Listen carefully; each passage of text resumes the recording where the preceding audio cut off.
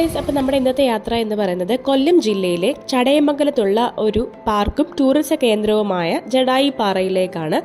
Jatayu nature park അഥവാ Jatayu health centre എന്നാണ് അറിയപ്പെടുന്നത്.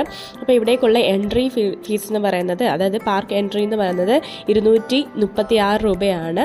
അതുപോലെ നമുക്ക് കേബിൾ കാർ എടുക്കണമെങ്കിൽ 263 രൂപയാണ്. ഇത് നല്ലൊരു മലയുടെ മുകളിലാണ് ഇത് സ്ഥിതി ചെയ്യുന്നത്, ഒരു പാറയുടെ മുകളിലാണ്.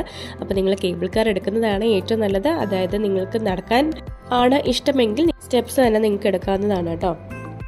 ഇത് സമുദ്രനിരപ്പിൽ നിന്നും 1200 അടി ഉയരത്തിലാണ് ഇത് സ്ഥിതി ചെയ്യുന്നത്. ഏറ്റവും വലിയ പക്ഷി ശില്പമാണ്.